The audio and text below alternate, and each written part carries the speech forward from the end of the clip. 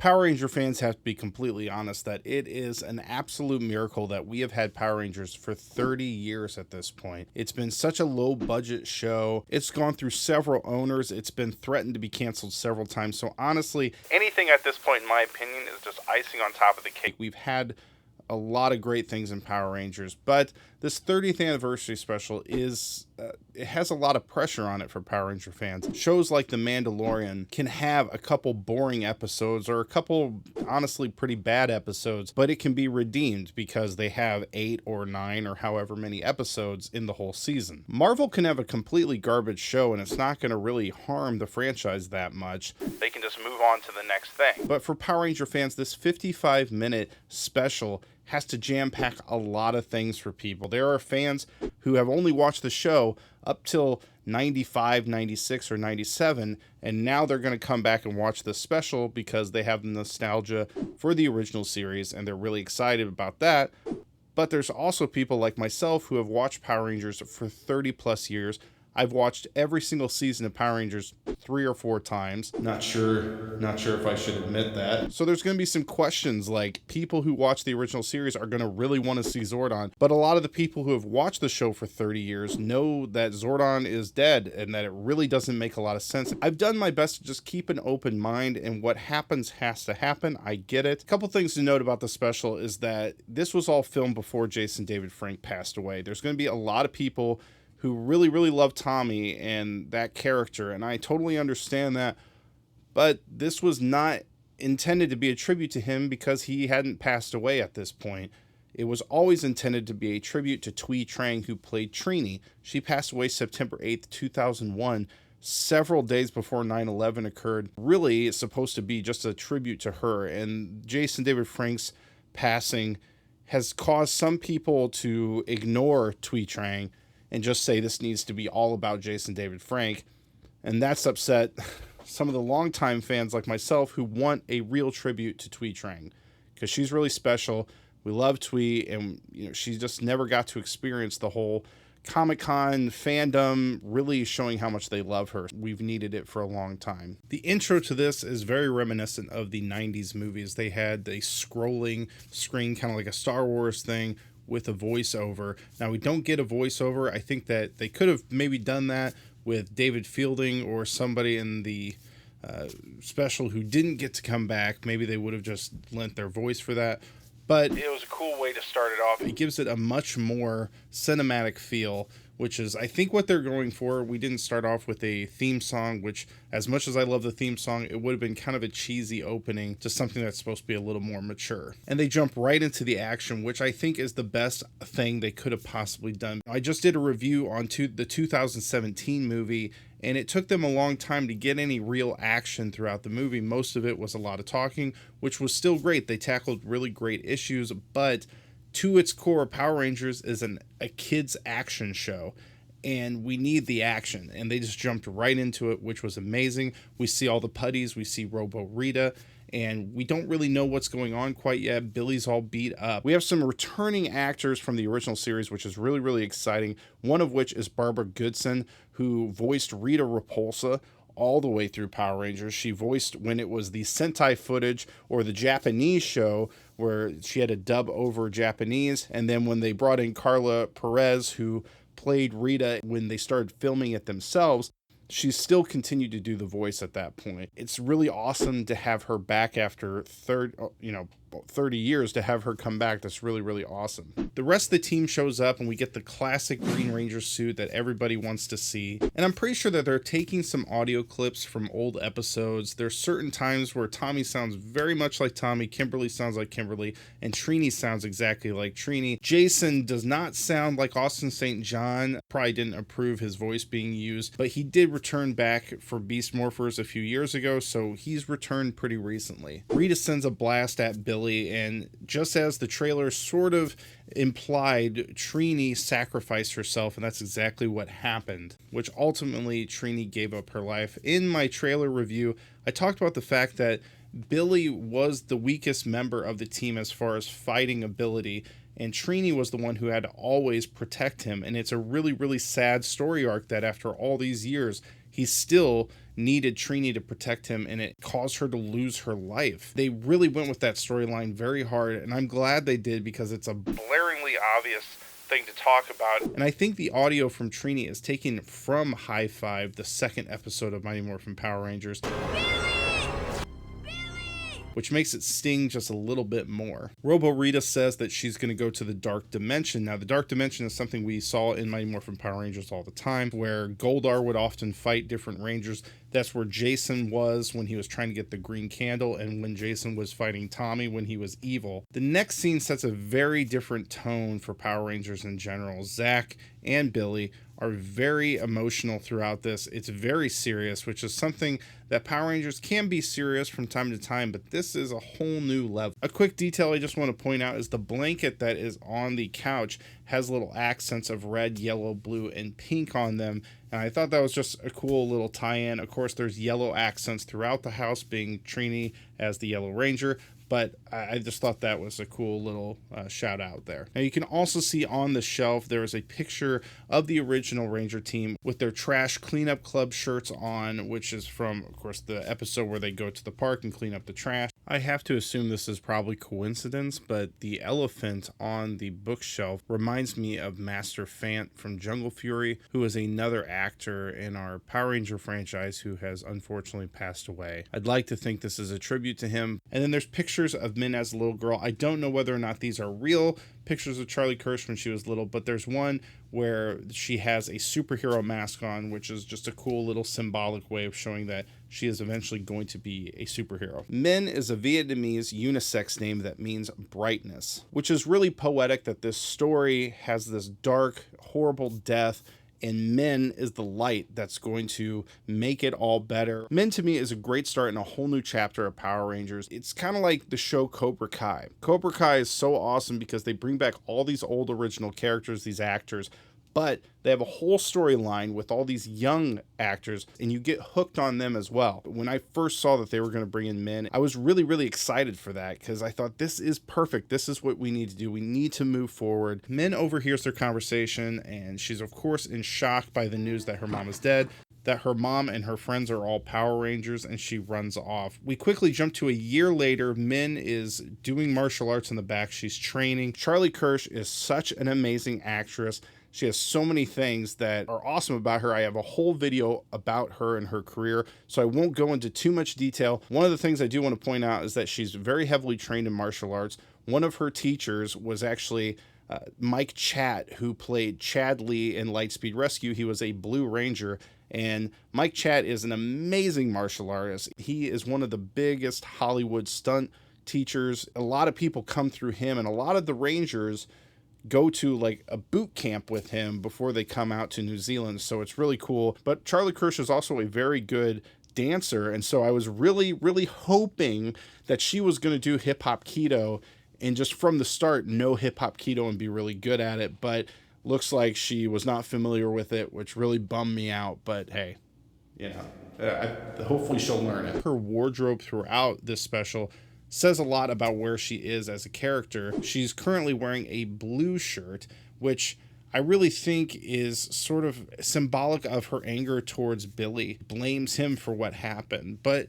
her shoes are yellow, and I think that is constantly implying that at the core, at her foundation, she is her mother's daughter, and she's just a good person deep down, even though she's filled with anger and regret and all these different things that she's trying to deal with. She stops in a pose with the praying mantis, her mom's fighting style that she was very proficient at. Inside, Zack is holding Trini's morpher. Honestly, it's probably a bit dangerous to just leave this morpher sitting around in her house, especially with Robo Rita out there and they can't find her. But okay, whatever. Minh calls him Uncle Zack, and I did predict that he was her father, and I feel like it got kind of close, all right? He is her guardian now. He's taking care of her just like a father. So I don't think I'm too far off. I think I get like a half a point for that one. It's the 1 year anniversary of her mom's passing, so they head to the cemetery, and Zack is her guardian, and he gave up his career as a congressman to raise her. Kind of makes sense that he would be a congressman. He did leave the show,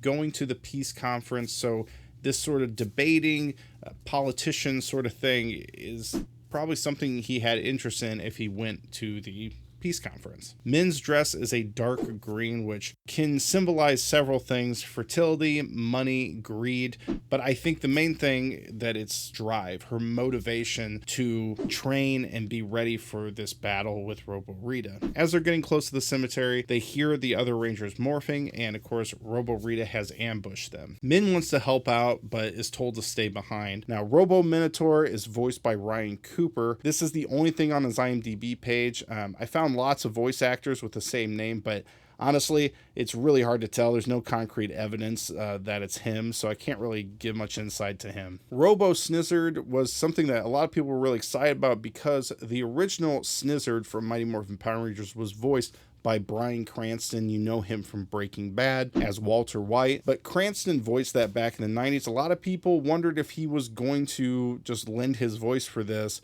but it turns out he didn't. It was voiced by Daniel Watterson, who has done some voices for Power Rangers before. He voiced Drilltron in Beast Morphers, and then he was also on screen as Copier Man in another Beast Morphers episode as well. Snizzer turns Jason, Kimberly, and Tommy into little like action figure sized people with these snakes all around them, and they put them in the machine, which their morphing energy is helping power up this machine that Rita has. Billy, Zack, and Minh all jump in the Rad Bug 2, which is really cool to see. It's from the original series. They have the Rad Bug. This is the updated version. Of course, Billy had to make an updated version. Then we see the smashing of Harvey Garvey, 1953 to 2022. Now, this might seem like just a silly name, but this is an actual reference from season 2 of Power Rangers, where the Power Rangers went on a talk show, the late night talk show of The Harvey Garvey Show. The actor who played Harvey Garvey was actually the voice for Ninjor in season 3 of Mighty Morphin Power Rangers, and he was actually born in 1953. Sorry, Harvey. In the Power Ranger universe, we have lost a late night legend. The Rad Bug 2, of course, has awesome speakers in the back because, as we all know, it's got to have a great stereo system. Can I play music? Look out! Hey, nice stereo! Now we see Trini's tomb, and it says Mother to Men, which of course Men, as we talked about, means brightness, friend to all. Billy and Zack are discussing what to do when Minh walks over, and they tell her it's not her business, this is Ranger business. Minh, of course, is upset. This is very personal for her. Robo Rita killed her mom. Now she's seen her in person. Behind Minh, there are these purple flowers that are hanging. Power Rangers uses the color purple in a very interesting way. In the case of a purple ranger, it often represents someone who is a leader.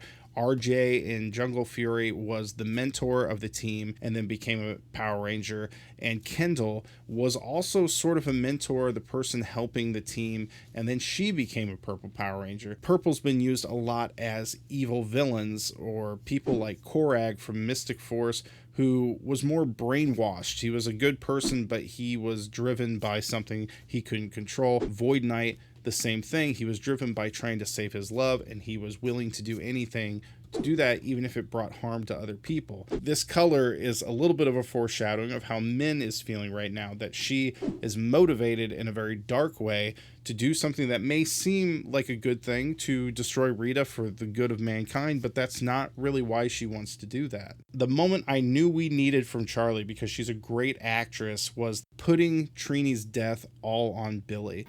It stung, huh? Good. Oh man, I don't know if you felt the dagger twist in your chest, but it felt painful to watch. And it's exactly what should happen. Minh's mom is dead because of this. We see Rita's palace, which says Bandora's Palace, which of course is Rita Repulsa's name in the Sentai, or the Japanese show that it originally came from. Robo Rita decides that they need more Power Rangers and to be able to take their power to power up her machine. Once again, my favorite part of the trailer and seeing this in the special is that awesome command center, which they call it command center, but they also call it Cranston Industries. Get down into the bottom of it, or the basement. That's where the classic sort of command center setup is, and Zack makes a comment, if your employees only knew what was down here. Which I kind of love this concept of these people out in the middle of nowhere on a beach out by the water. There is no sign of civilization anywhere. I don't know who these employees are driving all the way out here. I don't know what they think is happening when they see beams of blue light and black light and red light coming in and out of the basement. I think they would notice, don't don't you? We see Alpha, but this is Alpha 9, and I gotta tell you, I got duped. I thought they kept saying that Alpha 5 was going to be in the show. It was being voiced by Richard Horowitz again. Alpha 5 has never returned to Power Rangers. He's never ever come back. At the end of Power Rangers Turbo, Zordon is captured, and we never ever hear about what happened to Alpha. He's just gone. Now, the latest Alpha model we saw was in Forever Red, where we had Alpha 7. Now we get to see a flashback of how Robo Rita came to be.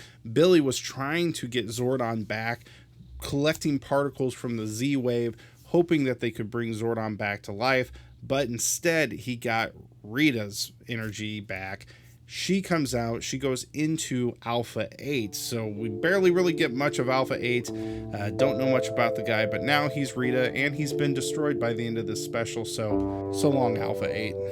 Robo Rita seems to be a lot smarter than her former self. I guess she's learned a lot in all the years she's been drifting around as particles. She waits a whole entire year to set her attack on the world, which she sends putties all over the world to different cities, attacking everybody. Billy says it's time. They go into the Bandora protocol. They start sending messages to all the Rangers around the world to fight. Alpha says, get to your assigned stations. We see a bunch of different references on this screen. We see Coral Harbor from Beast Morphers, which we know is right next to Pine Ridge for Dino Fury.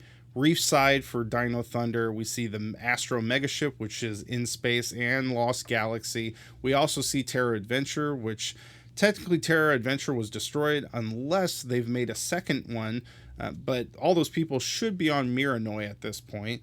Turtle Cove is from Wild Force, and then we get Osaka, which is a city in Japan. Now, we don't know of any Ranger teams that live there, so we don't know who Alpha 9 was messaging.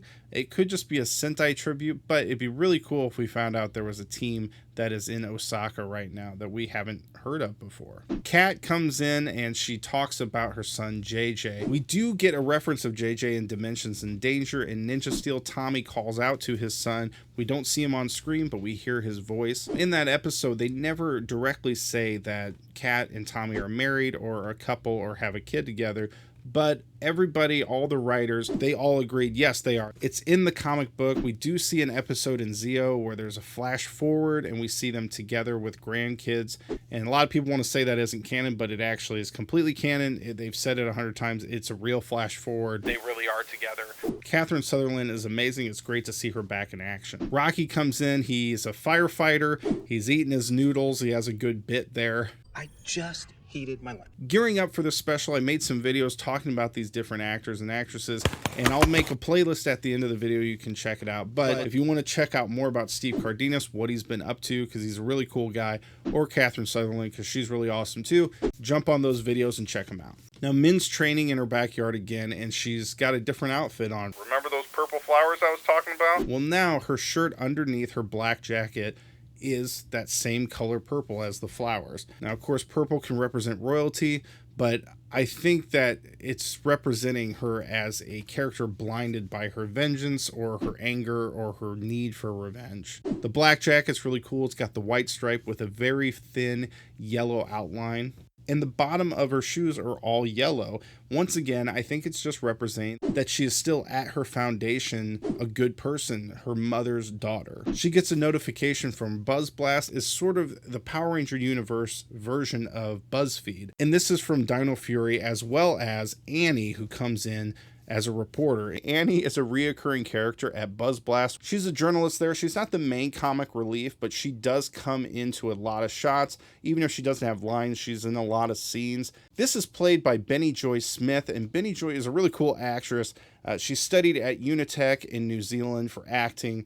She worked at the Tim Bray Theater Company, which is, they do a lot of large productions for little kids theater, which is really cool. And I did notice that she liked a lot of Charlie Kirsch's posts when people were speculating about her being on Power Rangers and being in New Zealand and everything. But I didn't think about her actually being in the 30th anniversary special. And I love this because we're bringing in a character just like all the Marvel Netflix shows, Daredevil, Iron Fist, Luke Cage, Jessica Jones. They all had reoccurring characters that kind of intermixed throughout those shows. Like Rosario Dawson, she was in, I think, all of them. And then there was other characters that would come in and out, which I thought was really cool because it really built that universe into one universe. So the fact that they brought in Annie is really makes me excited. I'm so glad they did that because it was kind of a little, like tribute to all the people who have been watching all the way up to the current season. Minh runs in and grabs her morpher and she stares at her mom's photo, and I think it's her wrestling with what is her motivation, whether it's pure or not. Now we got a sneak peek of this scene about a week and a half before the special aired, where Billy explains he's working on a secondary connection to the morphing grid. Alpha explains that they made proxy power coins, and proxy means a person authorized to act on behalf of another, or a figure that can be used to represent the value of something in a calculation. These are sort of the stand-in power coins that help them connect to the dino powers that Jason, Zack, and Trini all have. Now, when the new set of Power Rangers, Rocky, Aisha, and Adam came in, the other actors had already left the show, so they couldn't have them demorph. So they used this sword called the Sword of Power, and it transferred the power from one to the other. But they had to keep them in costume because they weren't there. So they just had them both be Rangers, and the other Rangers teleported out.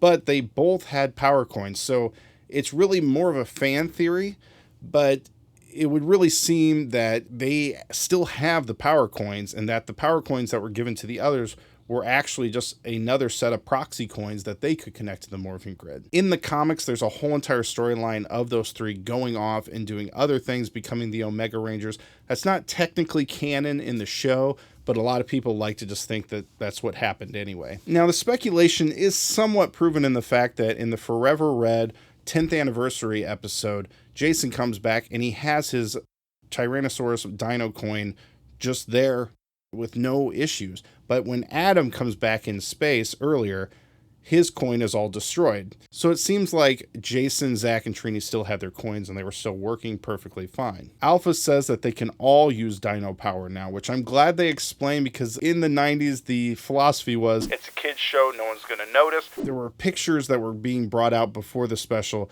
of Catherine using the pterodactyl power coin, and she never had the pterodactyl power coin. She always had the Ninjetti power coin of the crane. A lot of fans were a little concerned about that. When she came back in Dimensions in Danger from Power Rangers Dino Steel, during Ninja Steel, she used the pink turbo powers. And I have a whole video on how the powers worked out and how people got their powers. So if you want to check that out, check that out. Cat and Rocky still have their Zeo powers, and you can see that in the Legendary Battle, which was the 20th anniversary special. Now, Rocky also returned for Ninja Steel, the Dimensions in Danger 25th anniversary episode. On his belt, he does have the Tyrannosaurus power coin. This is a little bit of a debated topic. Because it's really hard and you can't tell what coin is in his morpher when he morphs. But in season 3 of Mighty Morphin Power Rangers, they used the Ninjetti power coins. You might remember it from the movie. They had a different storyline of how they got them in the actual show, but he had the ape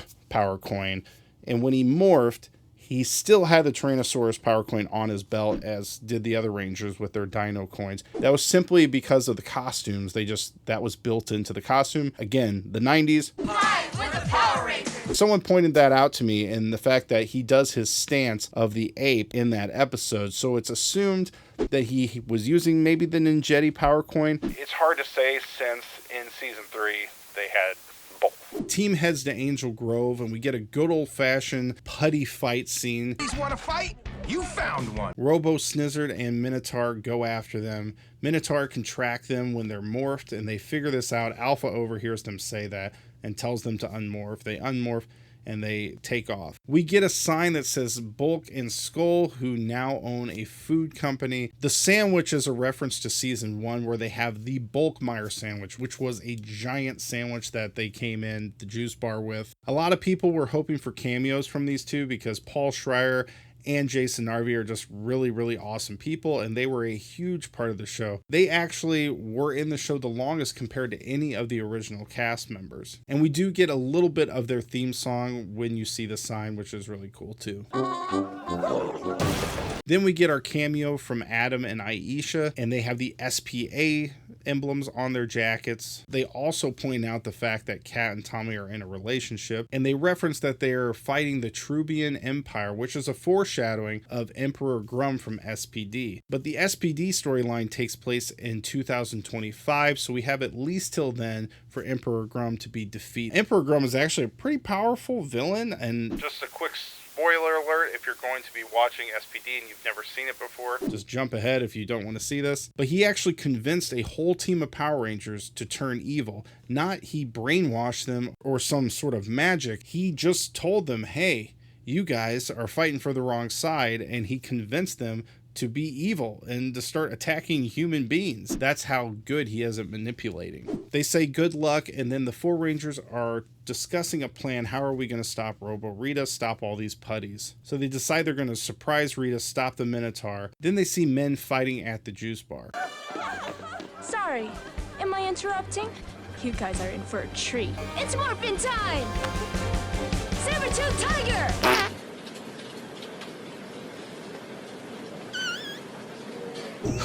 Yeah. Minh tries to use her mother's morpher, but she doesn't have a connection to the morphing grid. And before she's overtaken by the putties, Zack and Rocky appear. We get a great little reference to hip-hop keto. It makes me so sad because I was hoping Minh would know how to do hip-hop keto, but she obviously doesn't know what it is. Charlie Kirsch also is very good at dance, so I thought, oh, of course she'll do hip-hop keto. She can dance hip-hop and she knows martial arts. It's a perfect mix, but they didn't do that. The only real issue I have with this fight scene is that they, on multiple occasions, kick two putties and 3 or 4 putties just explode.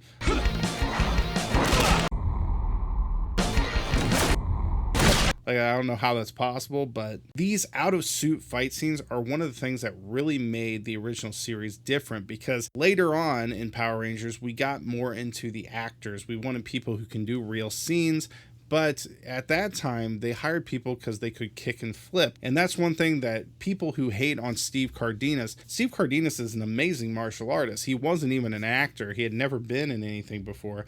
And he got the audition, and they picked him because he was a great martial artist. So yeah, his acting skills aren't as great as some other people, but it's because that wasn't what they were looking for. But they were looking for people who could do exactly what he's doing in this special. But typically in Power Rangers nowadays, we don't get people who can do that, except for a few exceptions. They save Minh, bring her to the command center, and Zack has a heart-to-heart with her, and he explains a lot about what it is to be a hero, what's the true purpose, what is your motivation. He explains how Zordon was a mentor to them, but also a father figure, and he meant a lot to the team, including Billy and her mom. But Charlie Kirsch is so good at playing a teenage girl. She gives a lot of attitude towards Billy, and just in general, I love that they can channel that. Give it to me. What about what I want? What's wrong with that? What do you think it means to be a ranger? Kicking butt, cute quips, having fun? I didn't know that's how you felt. My sensors are detecting a vibe. Is anybody kind of surprised at how good of a mentor Zack is? I mean, I know Walter Jones is a good actor, but I was kind of blown away by this. I'm like, man, I never thought of him as a mentor, but he could knock that out of the park. Billy, Kat, and Rocky set a magnetic trap in a junkyard, and they morph to lure them in. Rita has captured more Rangers. She has Rangers from Beast Morphers, In Space, Wild Force. She has the Phantom Ranger, Zeo, Lost Galaxy, Dino Thunder. Now, I gotta be honest, the Phantom Ranger and the Lost Galaxy Rangers really don't fit in with that to me, because the Lost Galaxy Rangers aren't even on Earth. The Phantom Ranger really probably shouldn't be on Earth. I mean, maybe, I guess If the Bandora protocol brought them there, then I guess that's why. But it just seems weird because they're not Earth Rangers. Historically, the Phantom Ranger has never participated in the large battles, such as the 20th anniversary legendary battle. He is one of the only people who is not there. It makes it kind of hard to believe that he would be a part of the Bandora protocol because most of the time they don't even know where the Phantom Ranger is in the universe. Now, Minotaur and Snizzer both get trapped perfectly as the Rangers had planned. And Minh asked the question, why do we let them live? Which is a good question because most likely they're going to get out and then they're going to just stop their plans later. So they probably should have just destroyed them. But they tell Minh that taking the violent path is never the way. This is the way. They use their stealth tech. I don't know why we call everything tech. We can't call a computer, we call it a tech. Oh, look, this is great tech. And Minh has a real attitude here, and it's great. I love it. Now, where are those stealth? Robots got jokes. We'll be back soon, and when that happens, I need you to be here. I don't think that's a good idea. Hey, thanks, bye! But... Ay. The Rangers leave, and then Minh is talking to herself, saying, what is a Ranger? What makes a good Ranger or a hero? And Alpha is in the background. Better get ready for what's coming. Guess I'll warm up the volcano. Minh takes one of the stealth techs, and she plans her getaway. She walks past a super expensive car that I'm sure Power Rangers could not afford the insurance on for someone to drive. Maybe too much of a flex. Just stop! She sees a motorcycle, which of course is...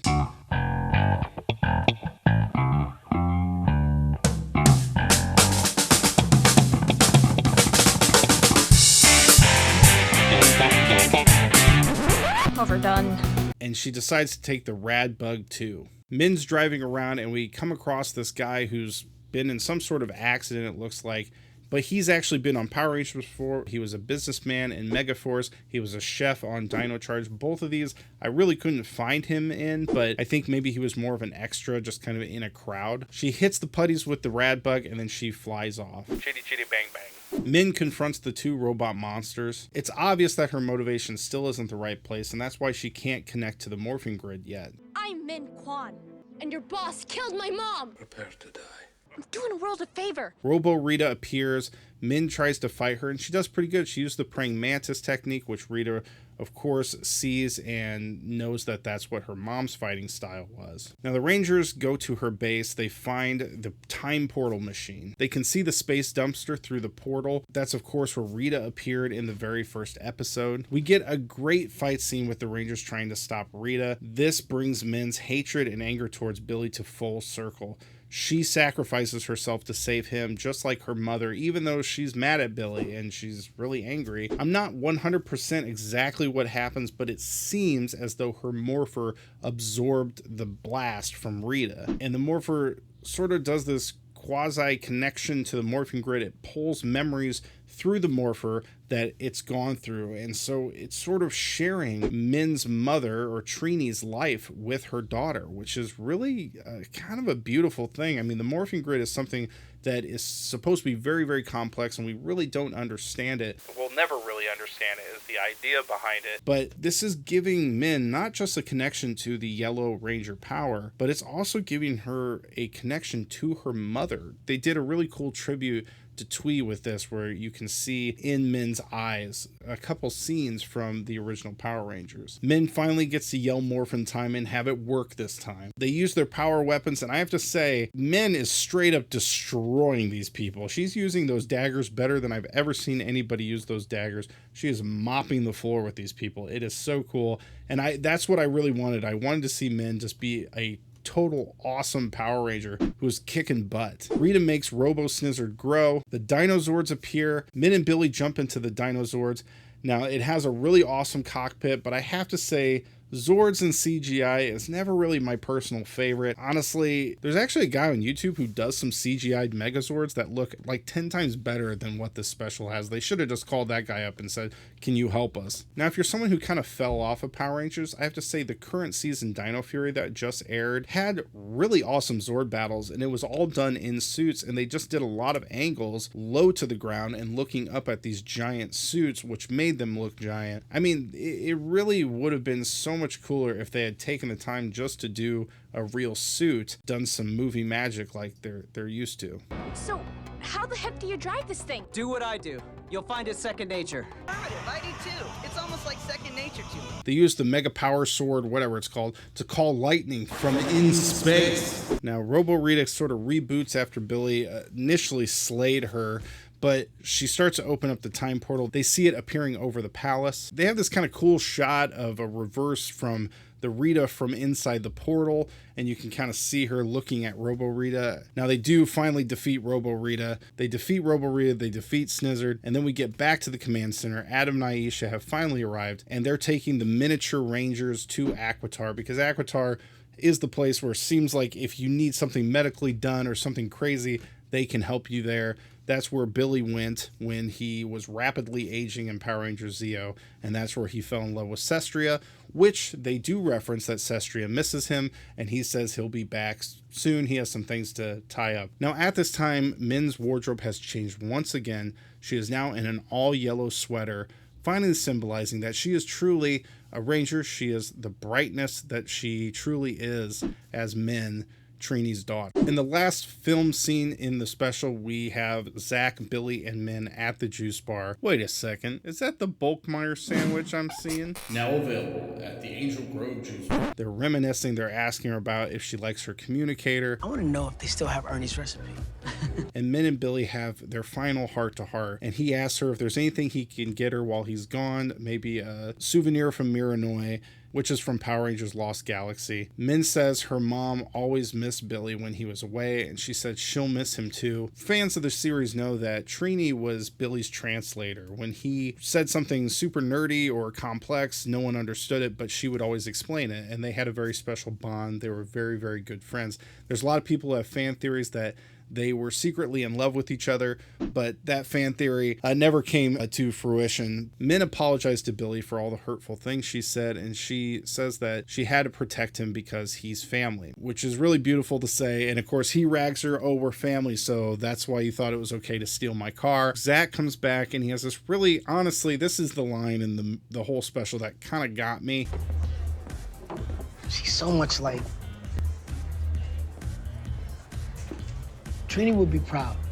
Oh, man, that's the one thing that really got to me. And then it fades off with them talking about kind of their adventures. She tells them about the memories that she sees through the morpher, and then they tell her, they start telling her stories about her mom and them all being Power Rangers. And then they end it with this great snippet of an old Power Ranger episode where Amy Jo Johnson is singing, Walter Jones joins in, and you see great shots of Jason David Frank and great shots of Thuy Trang, and it kind of fades off and it just is dedicated to them. It's really, I think they did such a great job. I know Jason David Frank didn't get a lot of reference, but again, he wasn't passed away when they filmed it.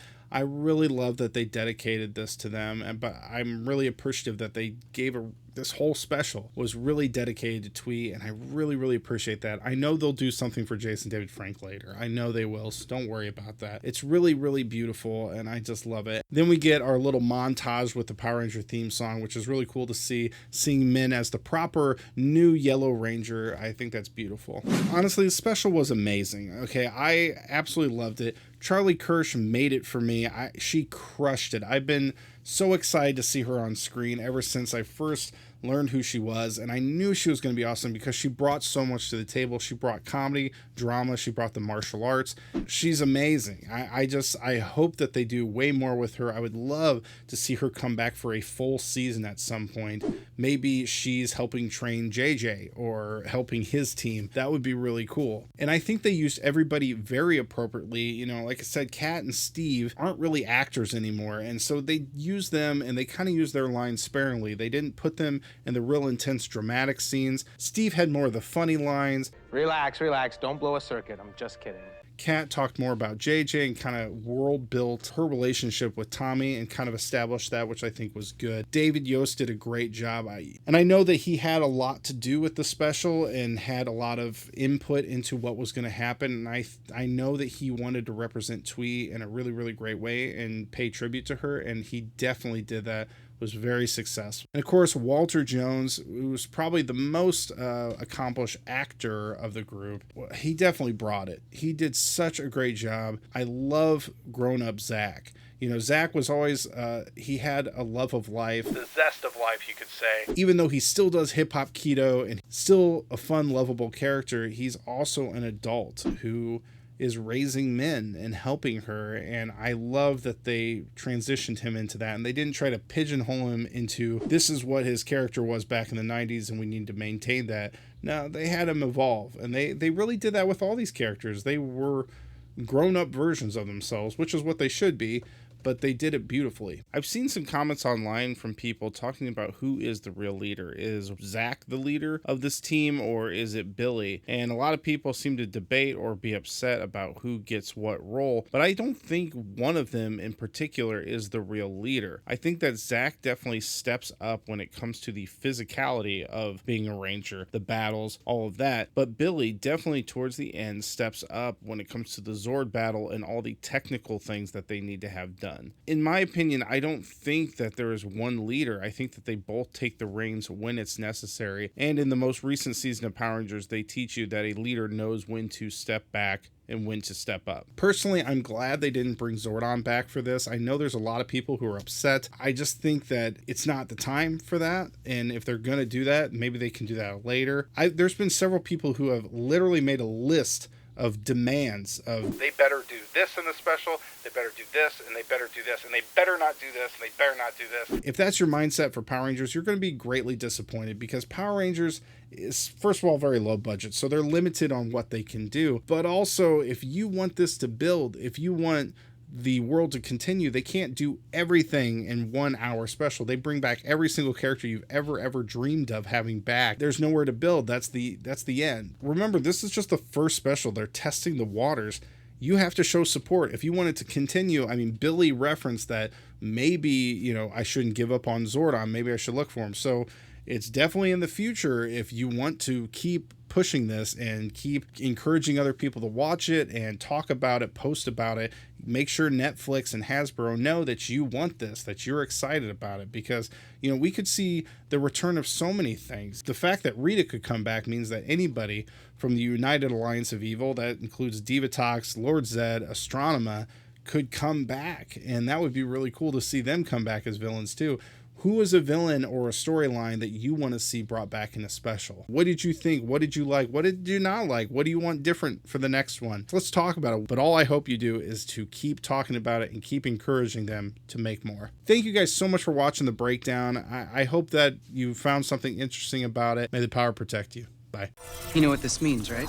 You want to say it? You kidding?